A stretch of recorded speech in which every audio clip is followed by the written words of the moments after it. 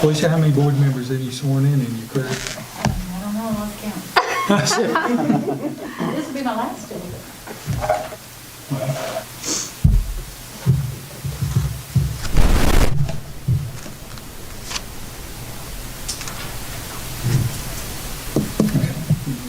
Did he give us a thumbs up? Yes, that's right. Okay, I'd like to welcome everyone to this January 5th special called board meeting.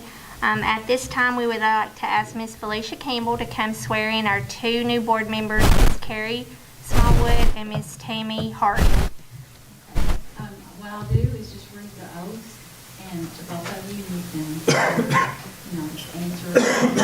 We do two oaths, one's the constitutional oath and one's the statutory oath. Okay. And can you hear me? Yeah. Okay. Do you solemnly swear or affirm that you will support the Constitution of the United States and the Constitution of this Commonwealth and be faithful and true to the Commonwealth of Kentucky so long as you continue to be a citizen thereof, and that you will faithfully execute to the best of your ability the office as school board member of the Estill County Board of Education according to law, and you do solemnly swear or affirm that since the adoption of the present Constitution, that you're a citizen of this state, having not fought a duel with deadly weapons within the state nor out of it, nor have you sent or accepted a challenge to fight a duel with deadly weapons, nor have you acted as second in carrying a challenge, nor aided or assisted any person thus offending, so help you God. I do. Okay. Now, being first duly sworn, do you state that you are eligible under the law to serve as a member of the Estill County Board of Education, and that you will not, while serving as a member of such board, become interested directly or indirectly in any contract with or claim against the board, and that you will not in any way influence the hiring or appointment of district employees except the hiring of the superintendent of the schools or the school board attorney? I do. Congratulations. Congratulations. Thank you. At this time, I'd like to call our meeting to order. And I think Mr. Saylor has a few words that he would like to address the board with. Well, I won't take but just a second here, and I know everybody cringes when I say a second because they think I talk too much, but I do want to, and we do this at every opening board meeting, which is the opening board meeting of the year where we conduct our business of electing officers. We just talk a few minutes about the duties of a board member and exactly when the board member does have power to act on behalf of the school system. So I just wanted to let you all know that that all of you all, your duties as a board member only occur when a meeting is called to order, which was just a minute ago, and it lasts until the end of that meeting, until that meeting is adjourned. At all other times outside of that time limit, you do not have duties as a board member. So I just want to let everybody know that. What are the duties of a board member? So a lot of times board members, you have a lot of people that are going to come to you and they're going to ask you to do this. They're going to ask you to perhaps ask about a job, or they're going to do those particular things. So what are really the duties of a board member? Just remember that the main duties of a board member, number one, the first one would be to set the budget. And we're getting ready this January, at the next regular called meeting, we'll set the draft budget for next school year. So your role of drafting the budget. Now within drafting that budget, there's a lot of things that take place, and that goes back to the board policies. That goes back to a lot of board policies and procedures. So in other words, you all approve the positions within a school system. You approve those job descriptions. In terms of allocations for the schools, you approve those things. Those are all budget-related items. So you have a big oversight over the budget of the school district. The second part of that is that every month you're going to pay the bills. And, we list those bills, the bills that have been paid on behalf of the school system, and you have to approve those payments. As I said earlier, the other big part of your role as a board member is dealing with the board policy and procedures within the district.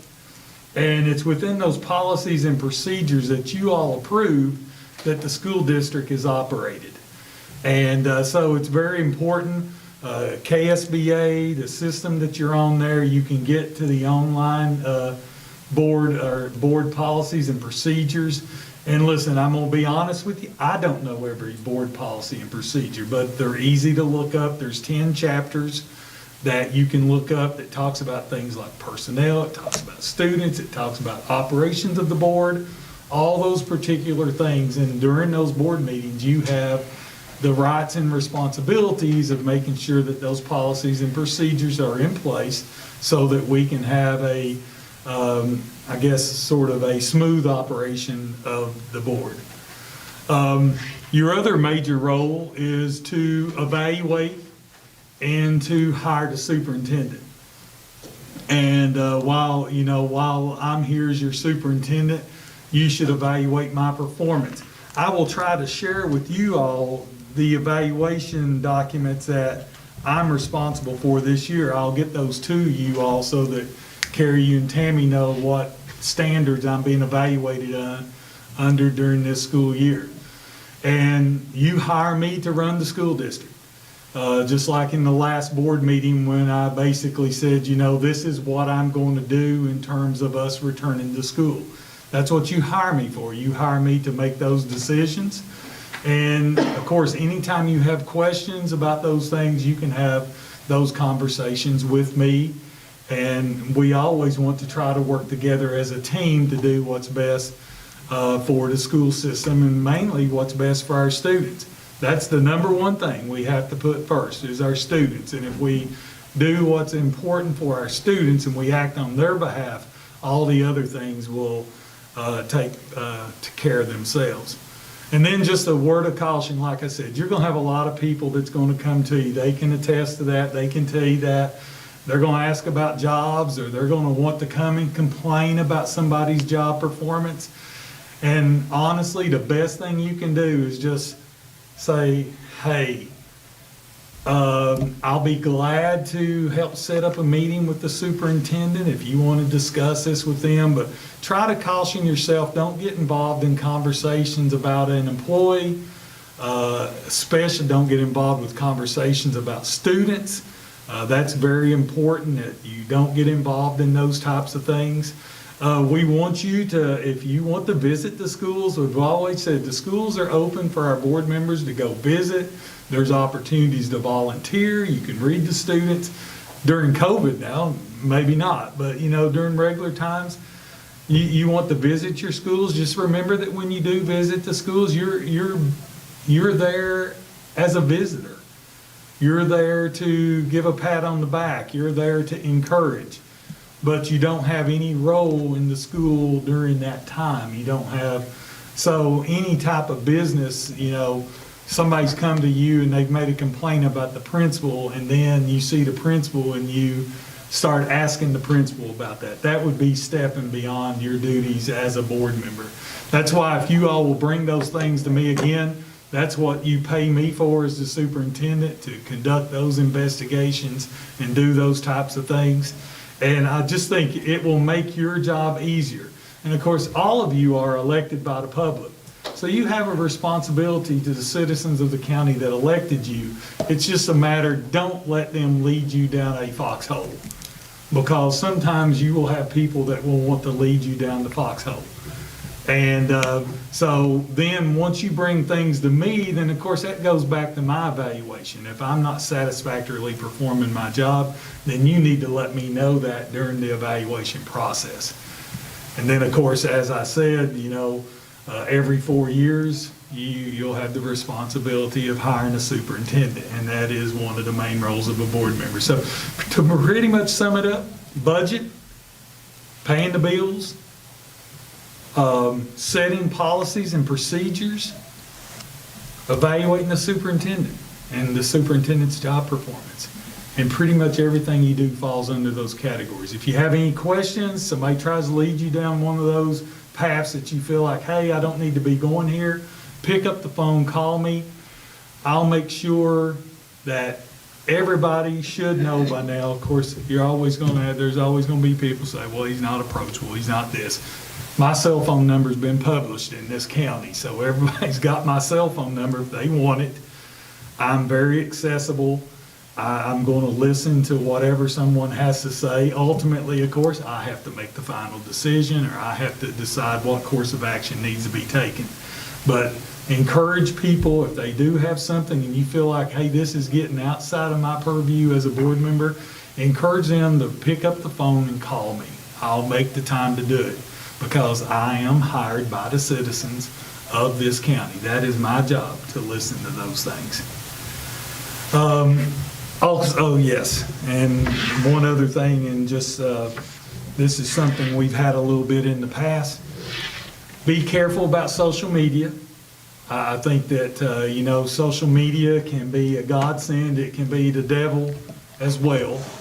And again, if there's things that need to be brought to my attention, try to encourage people to bring them to my attention. You can get out here on social media and you can say and do whatever you want to, but it really doesn't solve the problem. And it's not happened in quite a while now, but in my 6 years here now, we have had former board members that have gotten on social media and they've made statements against other board members. That's just not the correct way to do business. It's just not it's not professional. We're a professional organization, and I think, as I said earlier, if we just remember, we're here, our number one purpose of being here is for our students. Our next purpose is to try to make sure that we provide a safe learning and work environment for not only our students, but also our staff. And then trying to conduct the school system. We want to leave the school system in a better shape than what it was when we got here. And we'll evaluate that as a board. We evaluate what our goals are. I will share with you in the spring what the district accomplishments has been during the last 6 years. And you'll be seeing here this spring, we're getting ready to start meeting as principals. I have 2.5 years left on my contract. As I said at the last meeting, our focus is going to be on the academic progress of our students during those 2.5 years. I'll be bringing you a strategic plan for those 2 years starting next July of what we're going to do to improve the academic achievement of our students, because we know because of COVID, our students are falling behind, and they have fallen behind, and we've got a lot of work to do to try to catch them up. So there's going to be a lot of things that we're going to have to work together as a district leadership team, and that includes our school principals. We all have to work together in order to try to meet the needs of those kids. So I hope that's okay. I just wanted to go over duties of our board members, and we'll continue on. Thank you, Mr. Saylor. It's just real important that we all be united as a board. And it's okay to disagree at times. We do it here in the boardroom, and then we move forward. So we appreciate you all very much being willing to serve. At this time, it's time to elect our 2021 chairperson for the Board of Education. So I'd like to open it up for any nominations that we may have. I have a nomination.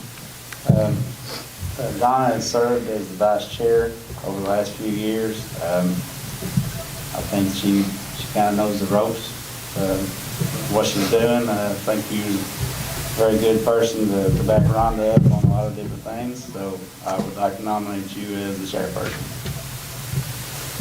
Okay, so we have one nomination. Do we have any others? I'd like to nominate Shane Woodley. Thank you. Okay, I appreciate it.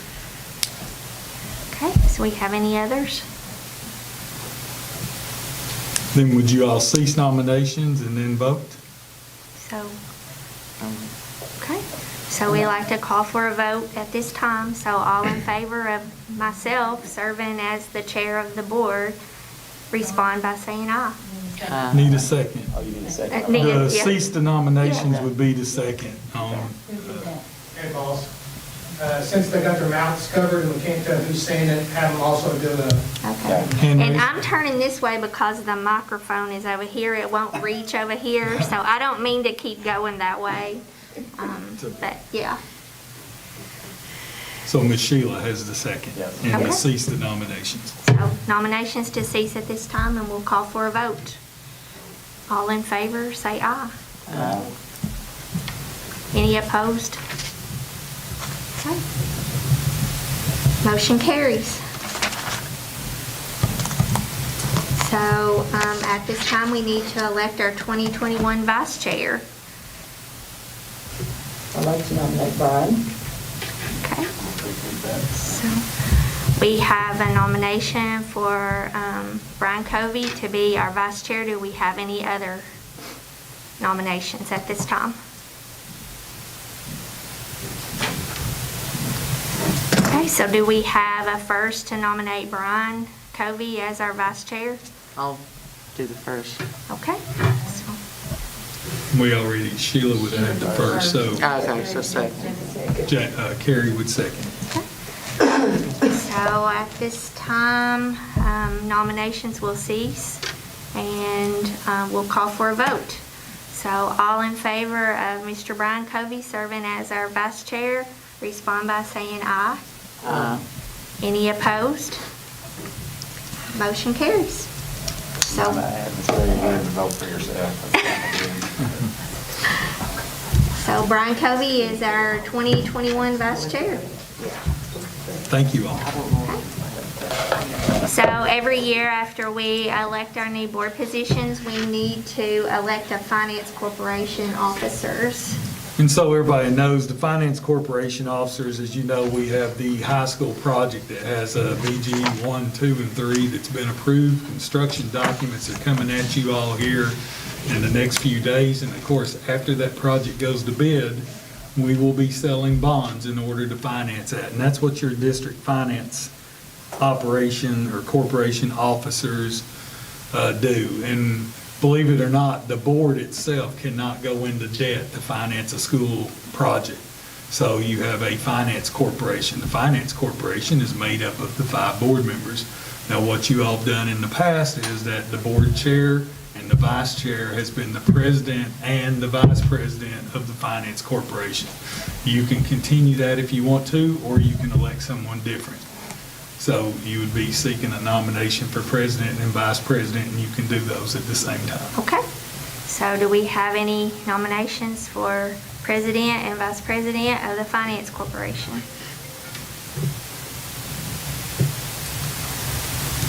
I nominate Donna as president and Brian as vice president. Do we have I'll any second. other? Okay. So, all in favor of me and Brian serving, respond by saying aye. Any opposed? Motion carries.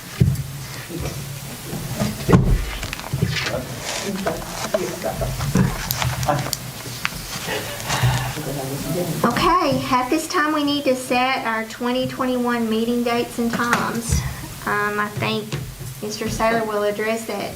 Normally, we've done the third Thursday. We at usually 6 meet the o'clock. third Thursday, and that usually works out pretty good for everybody in the past. I don't know, I know that it works out a little bit better in finance. It gives them, by the time we get the statement, the bank statement, and those types of things, and try to get everything done, the third Thursday usually works out pretty good. Gets a little bit tight when that third Thursday is actually, the first Thursday comes on the first day of the month. It gets a little bit tight on us sometimes, but that's a lot better than the second Monday or the third Monday. So if everybody's good with that, and you all are good with the third Thursday, then that would be my suggestion, that we continue that. I think it's what everybody's gotten used to. But now, of course, with 2 new board members coming on, we may want to make sure that that works for them as well. Works for me. Does that require a vote? It does require a vote, that you, somebody would need to make a motion that it would be the third Thursday, and So I I think you need- already got it. So Sheila, we have a first, I'll and second. Tammy is going to second that. You want to do the times on the same? Yes, and that is 6 o'clock. 6 correct? o'clock. So if we have no other discussion with this, I'd like to call for a vote. All in favor, say aye.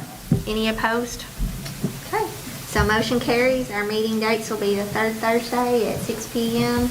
In the boardroom unless notified otherwise. And just so you'll know, that is the regular meeting time and place. So anytime we vary from that, we have to call a special called meeting. So if you go to the high school, for instance, that is a special called meeting because it is different from what we approved here tonight. This is your regular board meeting place. And we may have to go to the high school if there is any type of situation that may require public or whatever. But we've been pretty fortunate during this time that we've been able to social distance here in the boardroom and not have to always go out to the high school.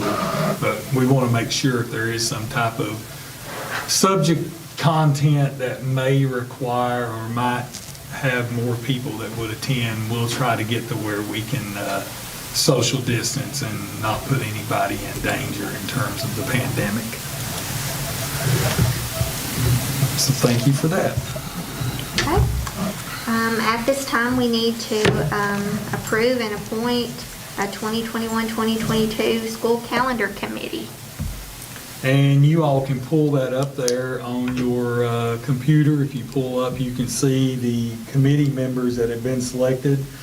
Sheila, I think Ms. Isaacs had already spoke to you, and I think you served on this committee before. But there's new rules set 2 years ago in terms of having a calendar and setting a calendar committee. And I think you'll probably come back. I doubt very seriously we'll get back in January a recommendation from the committee, but no later than February, we would need to set the school calendar. Just realize that during a pandemic, a lot of this stuff goes out. Hopefully next year we can have a more normal school calendar and be able to do those things. But you can see the people that have been selected. Some of them's already replied. But I would ask the board that my recommendation would be to approve these individuals, and we'll need to have that in the minutes for KDE. So do we have a motion to approve the calendar committee? So I have a motion. Do I have a second? So Sheila seconds.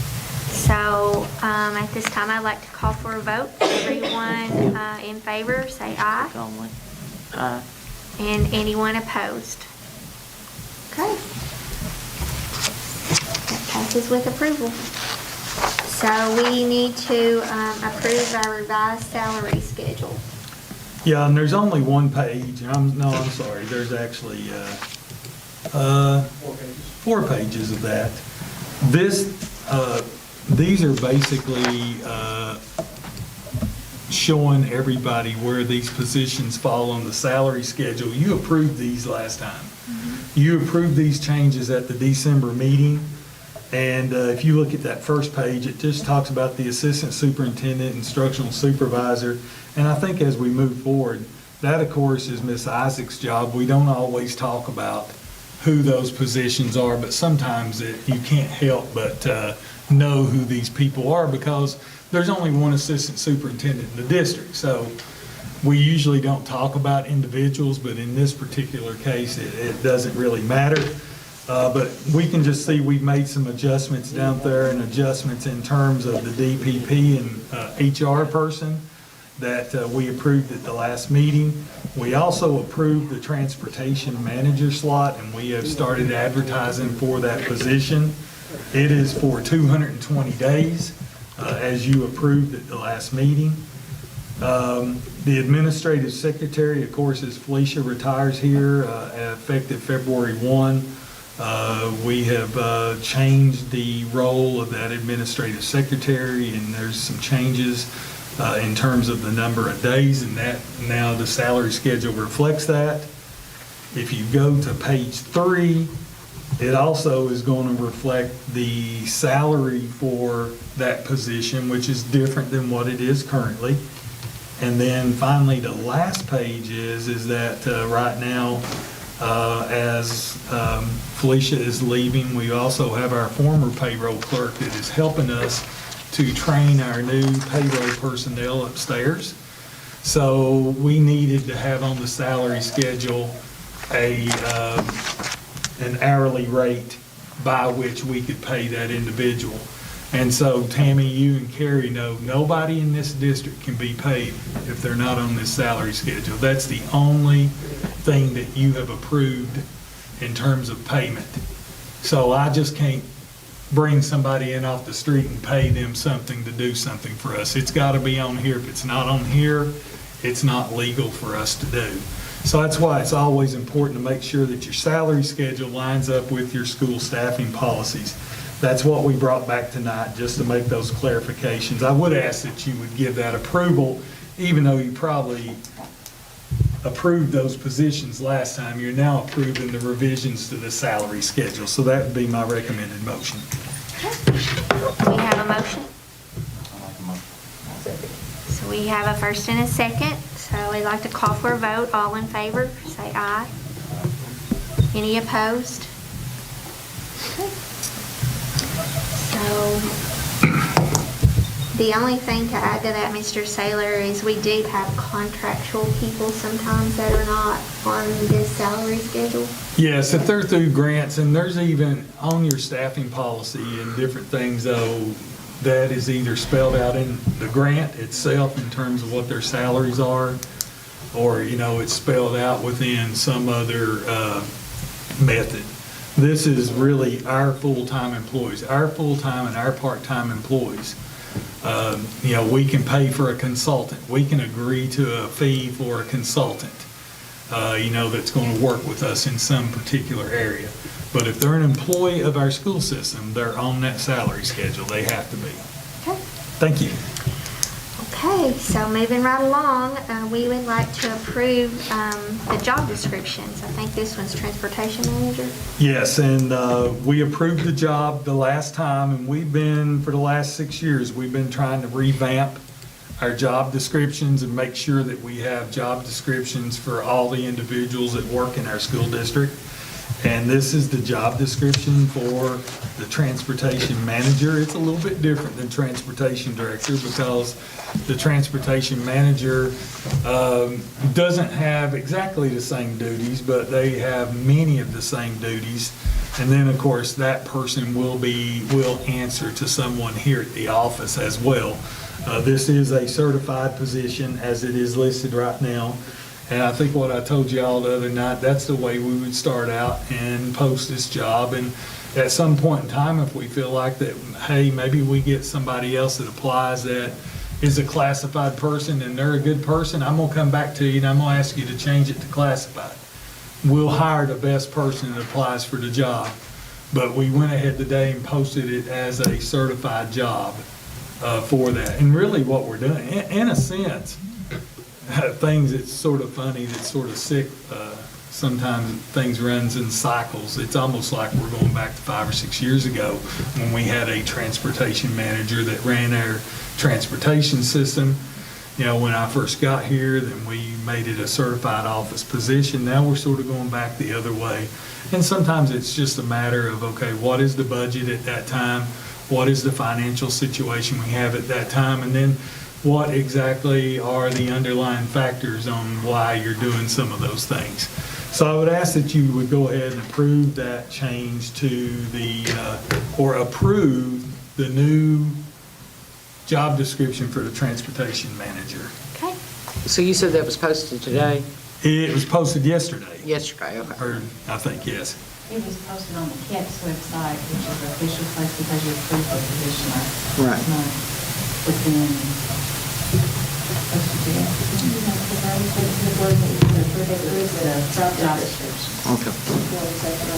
It'll be posted on the job site on the website tomorrow. Okay. At this time, do we have a motion? Do we have a second? So we have a first and second. I'd like to call for a vote. All in favor? Any opposed? Motion carries. Okay, at this time, we have a presentation from Pickup Country 104.9 FM WSKV from Mr. Ethan Moore. And Mr. Sower may have a few things that he wants to say before that you take over. Well, it's a new era in Estill County sports that we've been over the last year looking at how our broadcast rights are going to be impacted. There's a lot of things that's happened because of the pandemic. Our board several months ago made an agreement to enter into a contract with NFHS to live stream all of our games. I don't know how many people actually have bought a subscription yet for that, but last night we live streamed a middle school volleyball game. The first one ever in this school district. So, and Ethan and them was, they came out and they did the game and provided play-by-play during that game.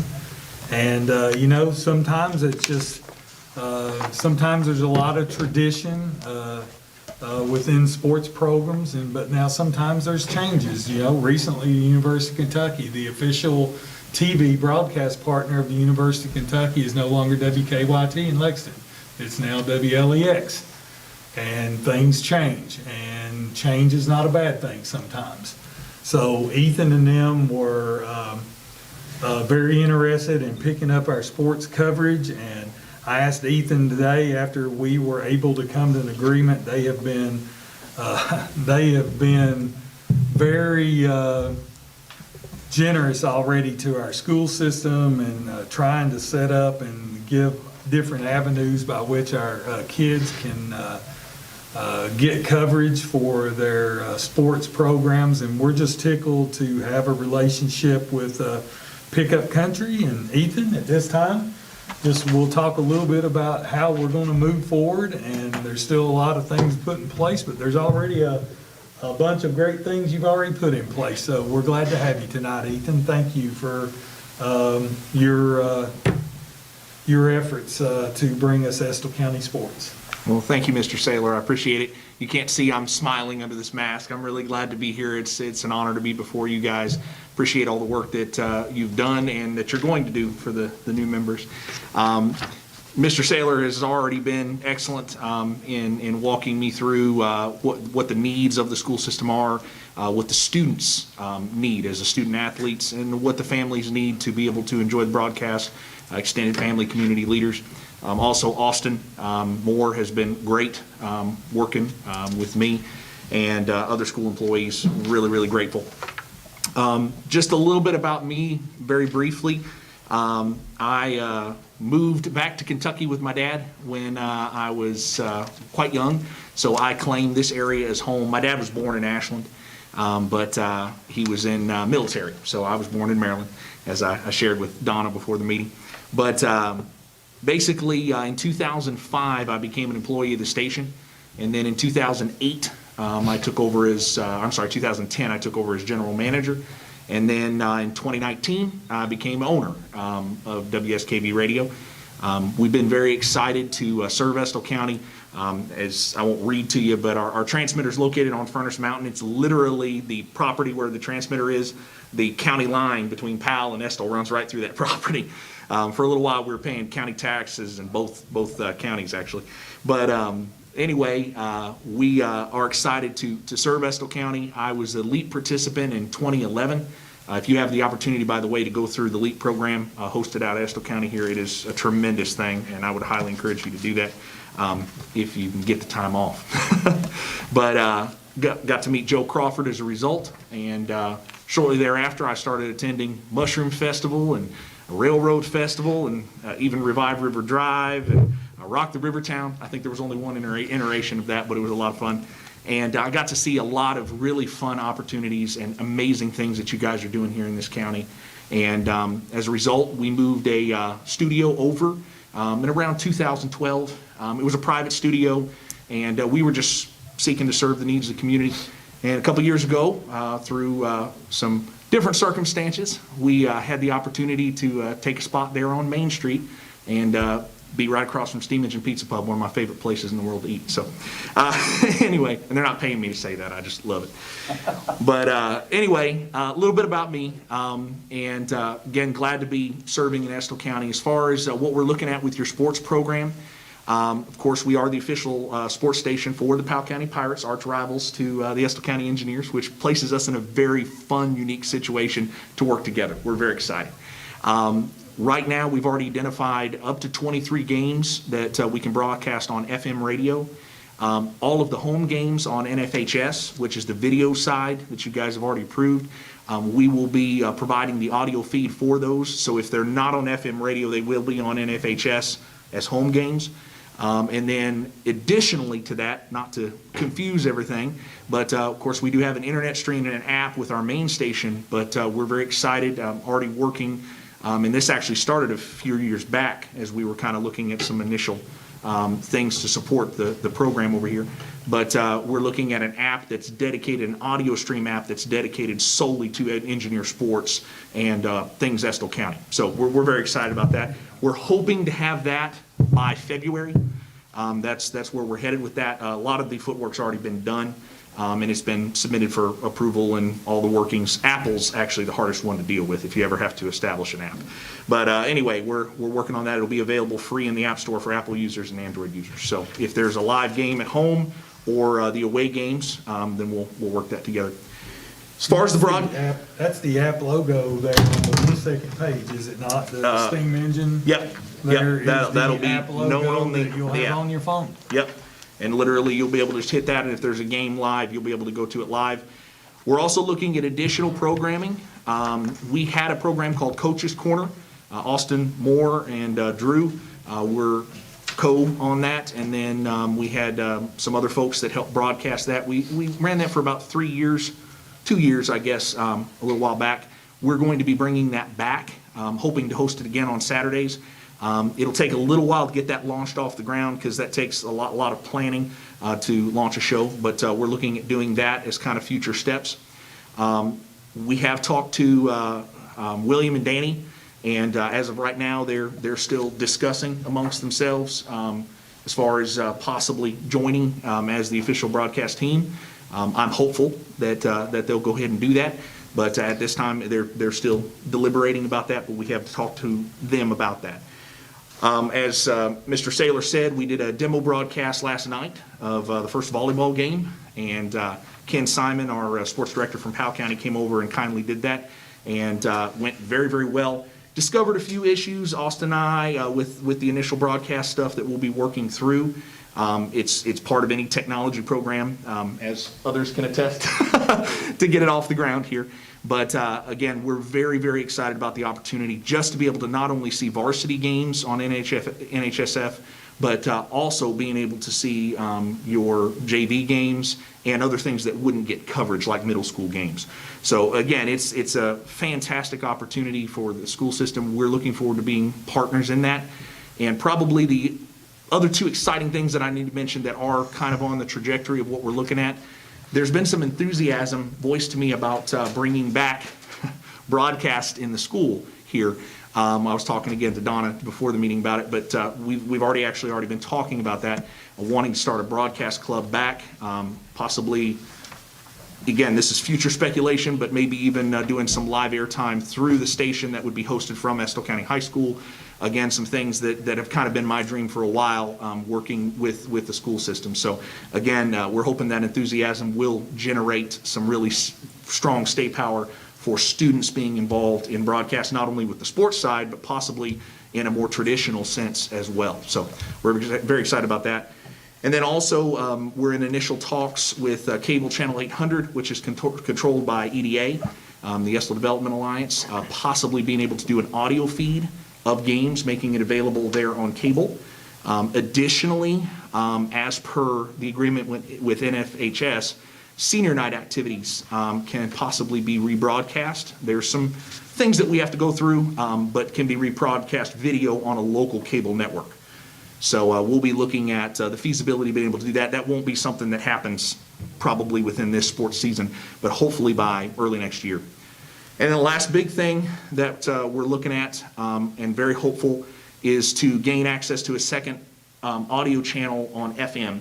Because again, a lot of folks are loving that FM, and what I'd love is to not have the competition necessarily between the two school systems on the same air. It would be nice to have a separate FM station, whether that be a sister station, whether that be an HD station, whether that be a second transmitter for WSKV. We're not sure yet, but we're in the process of fact-finding and figuring out what that may look like in the future broadcast of Estill County sports. But again, just right out of the gate, even with carrying both school systems, we've identified 23 games, which is more than, according to Mr. Saylor, than have been broadcast in the past. That would be on three FM. times more than the number of games that was broadcast last basketball season. And that's on FM. Again, all the home games will be broadcast on NFHS, and once that audio stream is active, it will carry all those same games as well. So, do you guys have any questions about any of the broadcast stuff? I know I got off in the weeds in a little bit of it. Pretty much answered my questions along your delivery. I have a few, but Okay. that, one of the things was, how would you interact with the Powell County broadcast, and then you pretty much answered that, so. Yeah. Well, and to further reinforce that, because that was a question that we've had, we are going to have meetings between the two sports crews. Our studios run a little bit more like a family. We all try to work together for a common goal. Basically what we're looking at, Mr. Saylor alluded to it before the meeting, if, let's say we got Powell versus Estill, which we do have double headers this year scheduled currently. If they're hosted in Estill County, it's hopefully going to be the Estill County sports crew covering them, that we want covering them. And then over in Powell County, it'll be the Powell County crew covering it. Same thing if we're hit up with a game like one of our first kind of conflicts, I think Powell versus Hazard and you guys versus Owsley County. And FM air, the cool thing is I have video rights for Powell County, so we can do video streaming on Facebook of the Hazard game and give them great coverage, give the FM to the doubleheader girls versus Owsley, because of course Owsley County is in our coverage area as well, and that gives us a great coverage as well. So we're going to take it on a case-by-case basis to attempt to make the best decision, not only for the students, but for the sponsors and for the school systems. See, that was kind of my thing. I was wondering if we didn't have the NFHS, if we didn't buy that subscription, would we be able to watch it on Facebook? Unless or No, not? not in Estill County. Because of the NFHS agreement, that voids any other video rights except for senior night on local cable. And that is only for basketball currently or any game held in the gym. If it's at the football field currently right now without a camera system installed, or at the baseball field, then yes, we could look at Facebook, and you're getting Okay, so like down the people road out where in I'm the looking. country, like say where I live, we can't get cable. So I would have to get the subscription to watch it. Is that how that goes? But we could still listen to you on the radio. Correct, yes, or on the live stream. Now, I will say, looking like for baseball this season, Lord willing, and we're able to hammer out all the kinks, we are looking at being able to do Facebook on that, because again, it's no conflict with the NFHS rights. We're still in development on that, but if so, we plan to run a video crew that's going to cover that on Facebook. So if you're into baseball, that should work for us. So you all know the only facility that we have restricted right now, the NFHS, is the gym at the high school. If it's in the gym at the high school, then it's restricted to NFHS only. As we go forward, as everybody had, and maybe you all weren't part of that discussion, but once the football stadium is completed, there will be NFH cameras in the football stadium, and there's also plans to have NFHS network cameras at baseball and softball. So all those venues would then, NFHS owns 100% of the streaming rights of those games. And of course, they're behind a paywall that our fans can access. I think it's for $69. You can watch every game, every sport. It's not $69 per venue. It is one fee to be able to watch every game. And we've looked at it. There will be over 100 games during the year that you would be able to access and watch for $69. So it's basically at less than $1 per game, which of course is a pretty good deal if you're buying tickets and coming in person. And I actually purchased the access last night myself to view what would be seen, and it is very, very impressive. It really is. It's going to make the broadcast here for your school system absolutely fantastic. It's really going to be a great thing. And really, when you consider not only access, I didn't realize, I thought it was just Estill County sports you were accessing with that. No, it's anybody who's on the NFHS. So for instance, Owsley County's NFHS, Lee County's getting ready to go NFHS. So if you want to catch other district games, you'll be able to do that by paying that $69, which again is an annual membership. So if you divide that out monthly, I mean, that's really a very cheap cost. It's cheaper than the ticket price to go to just a few games. So. And there also is a monthly cost. You do not have to do. That's true. It's what, $10.95, I think, monthly? Yeah. So let's say, for example, you had you got a child that played volleyball, which only has like a 3 or 4 month window. You don't have to buy the entire year. You can just pay $10 a month for 4 months and then cancel it until the season is over. That's correct.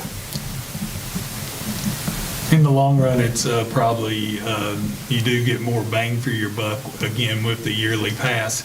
And whenever you do go on, for instance, to buy that yearly pass, you select the school that you are actually supporting. And then that's how the NFHS is able to then send the royalties for that purchase to the school district. Out of that $70 price tag, the Estill County Sports Program gets 50% of that, so they get $35. NFHS retains the other $35. And we're going to be providing links, handshaking back and forth to NFHS subscriptions as well. So we're not going to like isolate it out. We already have those buttons posted to our Estill County Sports page and all of that. So again, we want to encourage people to support the school and the sports program and gain access there, as well as enjoy it audio-wise. Because, I mean, some places it's easier to listen audio than to stream if you're doing other things. There's benefits to both. If you've not logged on to Pickup Country's website, go ahead and do that, and you can see all the information that they already have on there. There's been a lot of time spent already in the short 2 weeks that we have entered into this partnership to try to make this a one-stop shop for all Estill County athletic coverage. So, and furthermore, if you guys have suggestions as we're going along this process, this is a we project we're learning together. So don't hesitate to reach out to us. And of course, we'll do our best to reach back, as what we're doing, continues to carry on. So hopefully I'll get to come back and update the board for the baseball, softball season, what that's going to look like. So. Okay. Mr. Moore, we really appreciate you coming to share with us all the exciting things going on in Estill County sports, and we look forward to the future and what it holds.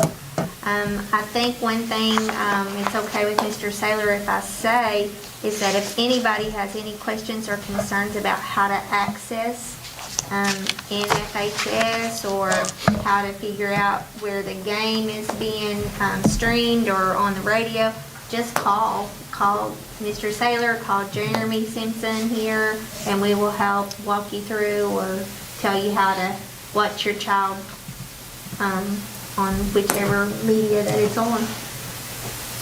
the good thing about the NFHS is because of,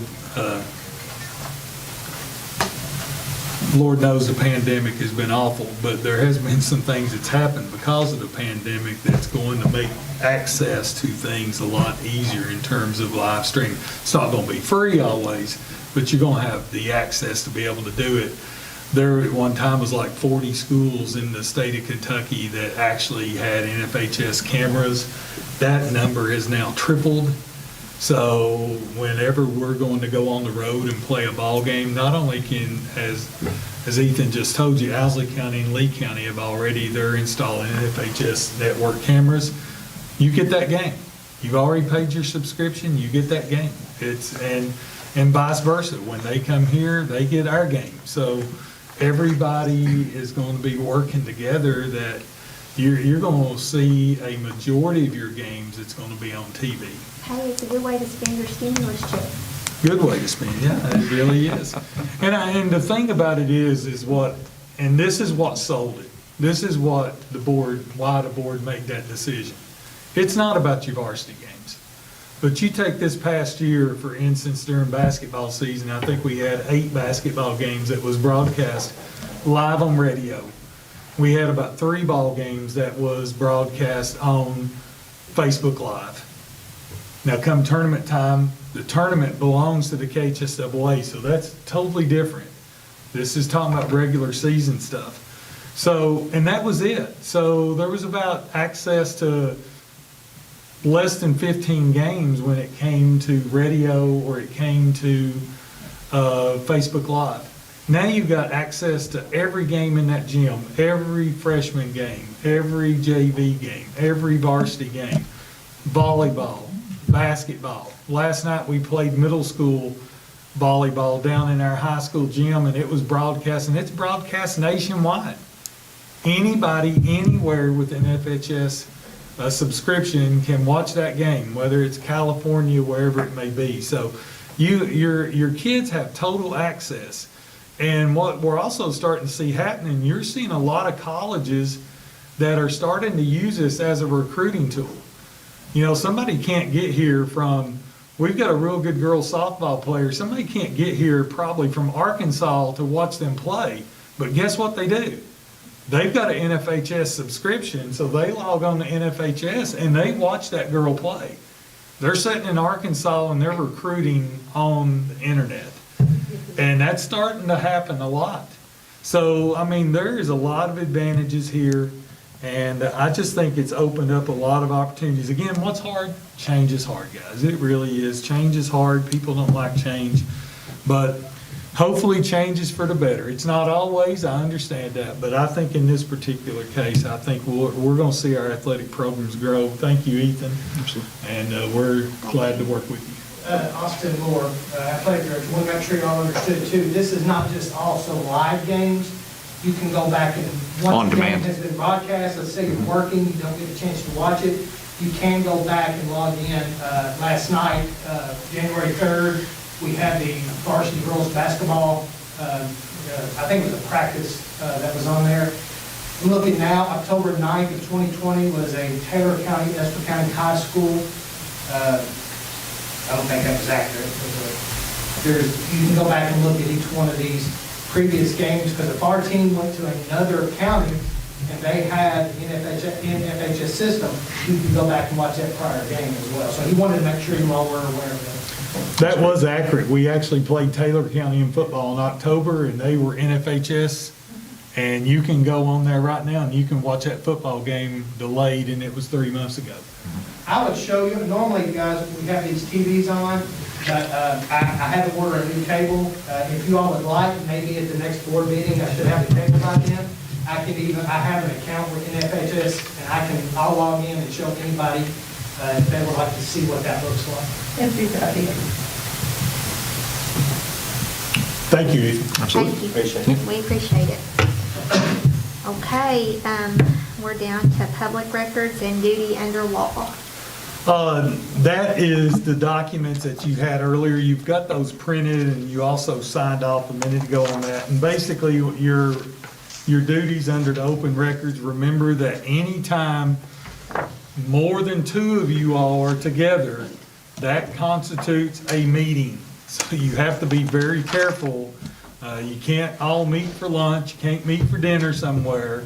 There are some exceptions, maybe like if all of us was traveling to a KSBA meeting together in a vehicle, you can do that. You just can't discuss board business and those types of things. But you've got a specific reason why you're together. You just can't meet for dinner or lunch to discuss things. Again, all meetings are open. So they have to be advertised, just like tonight, they have to be here, they're at 6 o'clock. If they're moved, we have to give 24-hour notice of those meetings. Right now, we are under a governor executive order that allows us to meet by Zoom, via Zoom, or some other electronic means if we see COVID rates climb to a point to where we need to do that.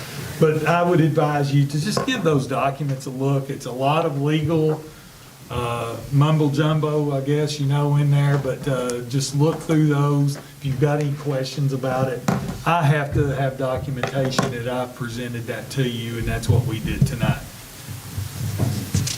And Ms. Isford, one other thing, and this is not an action item, but I just wanted I just wanted to give this to everybody, just so that everybody can be on the same page. And we've tried to be on the same page with this, but there's a lot of confusion out there in the public about what's being reported by the Estill County Health Department and what is being reported by the state, and why are we in school when we've got so many numbers and so many things that's being posted locally and all that information.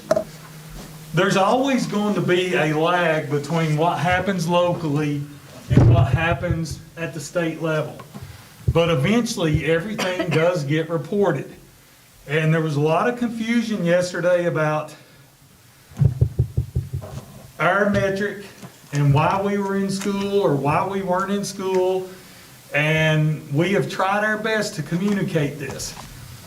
If you look at the numbers on the Estill County Health Department site, that's not going to help you determine why we're in school or we're not in school. Our metric that was developed is based on the Kentucky Department of Public Health. This is the map that the governor shows every day on his press conference. You can go to KY COVID and you can pull up that map and you can see what counties are red in the state and what their rate is in terms of the number of cases of COVID-19 based on a 100,000 population. As of today, the numbers was posted a little bit after 4 o'clock today. Our number here in Estill County fell again today. We're at 40.5. And this metric right here, which is on the website, it tells you what we're going to do.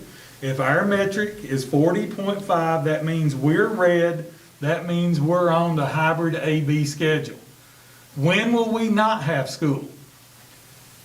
Every weekend or at the end of the week, on Thursday, Friday, and Saturday, we will make a determination. We say we, it's me. We'll make a determination, I will make a determination where we stand in terms of the map that is on KY COVID, not the Facebook page at the Estill County Health Department. So we're going to look at that map and we're going to see where we're at. And if you see right now, purple is when we're not in school. If that number is purple, if we're 50, greater than 50, then we're going to be remote instruction and we will not be bringing kids to school during that week. Now that means we're not going to be bringing kids on the hybrid schedule. We're still going to bring kids for targeted instruction. We will have some parents that will still bring their child for speech. We will have a parent that will bring a child for a counseling session. So there will be some kids that are seen one-on-one during that time, but we will not have full in-person instruction. We're not going to have full in-person instruction until we get into yellow, which that means our map has to be 10 to 19. That's where we have to be before we start seeing our kids in grades P through 8 attending 4 days a week. The high school is still on a hybrid schedule at that time because they have a little bit more advantage because of the one-to-one computer devices that we have at the high school level. So I want to clear that up for the public here tonight. It is not the Estill County Health Department page that determines whether or not we're in school. It is the map that's on KY COVID.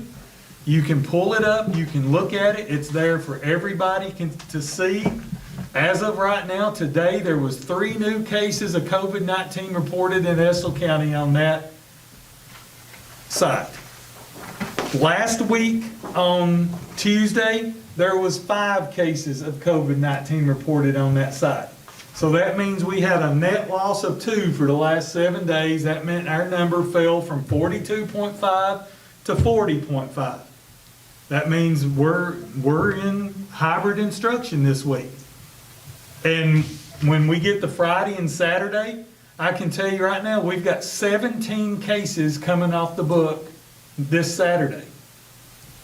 So if there's not a huge spike in cases in the next 3 days that's reported to the state, there's a good possibility we're going to be in hybrid instruction next week on the AB schedule, based on numbers.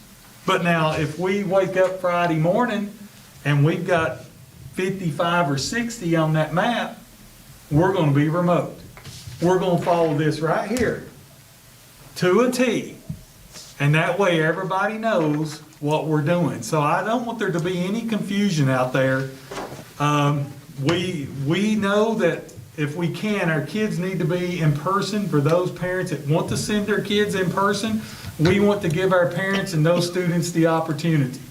In doing that, we're also going to be following Healthy at School guidelines. We'll be following that for our students. We're following that for our staff, because Lord knows we want our staff to be safe. If we don't take care of our staff and provide them with a safe working environment, then we're not going to have enough staff members to even educate our kids that are showing up.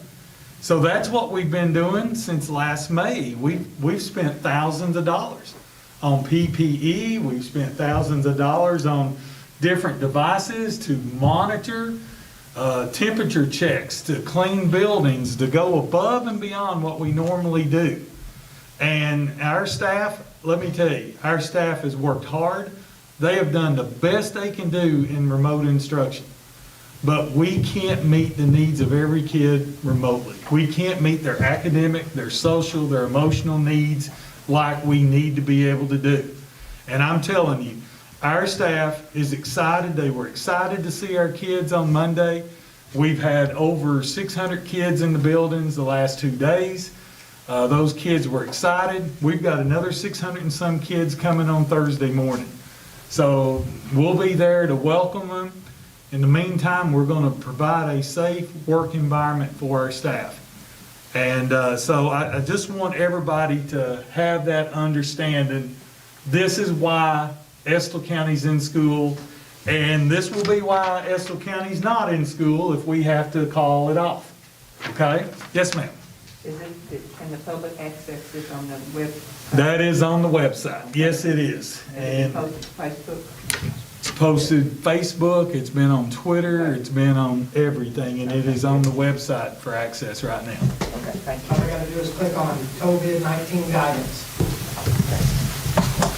And that's, listen, and I want to say that, and again, I'm not being critical of the health department. The health department has a means by which they have to report. And I'm going to put that out there right now. Our health department has been fantastic to us. They have been a great partner with us in this battle that we're facing. So I don't want anybody to think that I'm being negative towards the health department. I'm not. The health department's just reporting their numbers. They have to then report it to the state. Then the state's responsible for reporting those numbers. So there's just sometimes there's a lag in those things. So I mean, you know, yesterday we seen things posted, well, somebody at CSEP said something. Well, CSEP or the sheriff's department or the county government, everybody can say something, but listen, and again, everybody has a right to their opinion. This is the metric. This is the metric. So don't worry about what's on the health department site. Don't worry about what's being reported at CSEP. Don't worry about what's reported by your buddy down the street or on their Facebook page. None of that matters. This is what matters in the map that you see on KY COVID-19. That's what's going to determine if we're in school, and we're going to follow that, and hopefully we'll be able to keep our kids in school. And I hope that explains it to everybody.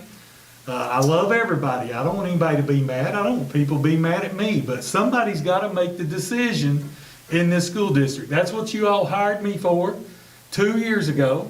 That's what I'll continue to do to make that district. I'm not going to do anything crazy that's going to put somebody in jeopardy. We are in a pandemic though. People are going to get sick. We have employees right now, a couple of employees with COVID-19. They've been reported. They're on that site. You can go to KY COVID-19 and it will tell you how many staff members we have that have COVID. It will tell you how many students we have that have COVID. It will tell you how many are in quarantine. All that information is there. Miss Erica Adams posts all that stuff daily for our school district. You want to talk about a lady that's earned her pay and several $1,000s more probably. Erica Adams has done that in our district. And we've got a fine nursing staff in our school district that's working hard. Everybody's working hard. They're doing everything they can to provide a safe environment. I just want there to be no confusion about why we have school or why we don't have school. And that right there sums it up. And I'm sorry, but And everybody needed This that. metric is not something we came up with. This is from the state. The metric is after, that was after consultation. Now, I will say that this was developed by us, but several school districts, you're getting ready to see Fayette County come out with a metric very similar to that. Matter of fact, they're talking about it tonight. This particular model was developed in Fayette County.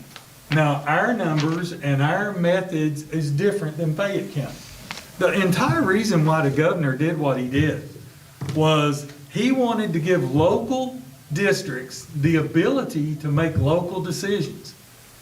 And that's why when he said, everybody thinks, well, if you're red, you can't have school. That was the old rule. Up until December, that was the old rule. It changed in the middle of December because the governor said, I'm going to try to get kids back in schools.